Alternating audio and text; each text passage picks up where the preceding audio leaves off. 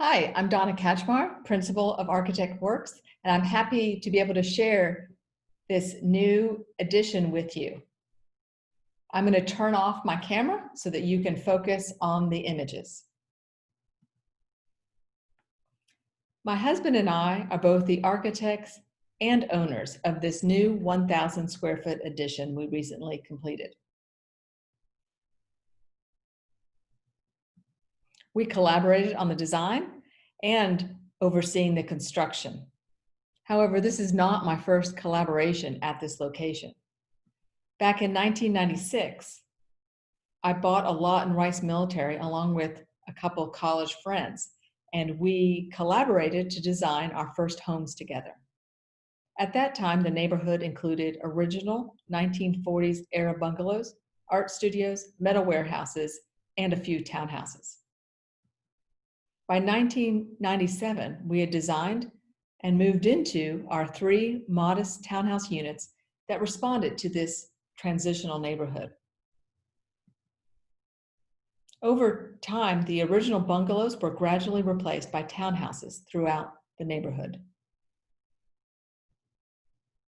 By 2019, neighborhood density had increased. Property values had also dramatically increased, and now new, large, internally focused townhouse developments filled the neighborhood.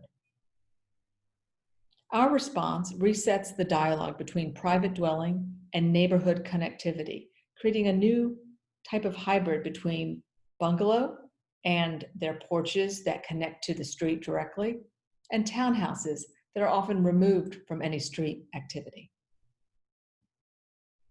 We added a 15-foot wide extension that respects the original design with its alternating bays of utility space and living space, and establishes a new public zone that contains spaces for work and play. The new addition, indicated with the pink arrow on this photo, is more transparent and open than the existing residence. This new public zone includes a pair of vertically stacked exterior spaces that offer varying levels of connection to the now active neighborhood. We were also very concerned with the impact that increased density has on street flooding. We designed the addition to have a very small footprint on the ground floor in order to maximize our permeable surface area. The ground floor contains a new studio for my office, where I am speaking to you from today, and an outdoor gallery, art court, and garden. This ground level is rather public and transparent to the street.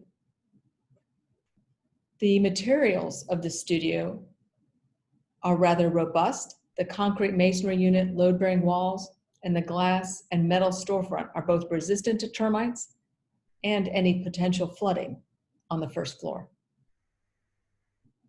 Concrete masonry unit walls also define the covered outdoor gallery. Our garden is now growing, and we sometimes set up folding tables for safely distanced small gatherings. While this connection to the neighborhood is very important to us, we also wanted spaces to be able to have some privacy. So privacy increases both vertically and by distance to the street, and is aided by integrated curtains. So let's go in to the front door. The original ground floor entry contains a shoe closet and stairway, and there's a powder room on the first landing. On the second floor is the main living space, and we did a little renovation to the kitchen. We added new cabinet doors and drawer fronts, and in the living and dining area, we added some additional lighting, replaced the door that had led to a former balcony, and added some cabinetry on the north wall. Those new doors that are in the existing opening open flat and lead directly to the large outdoor lounge. A full height multi-slide opens the lounge to the salon. velvet curtains in the salon, and then Tyvek curtains in the lounge increase privacy from the street when needed.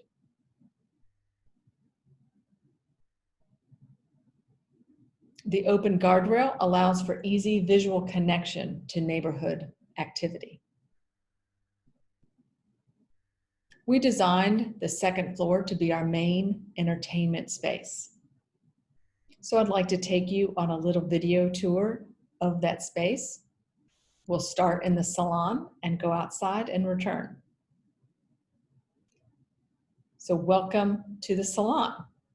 The use of velvet curtains, ebony stained floors, and dark toned wall paint provide an intimate setting for watching movies and listening to jazz.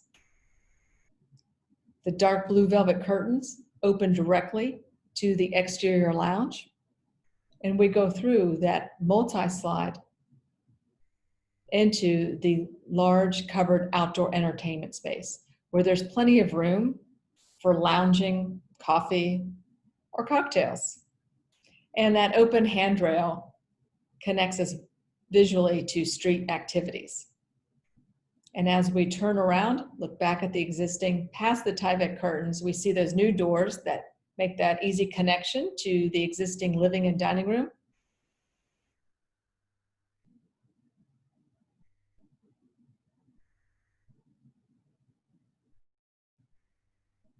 And then we're back to the salon before we go upstairs to the third floor.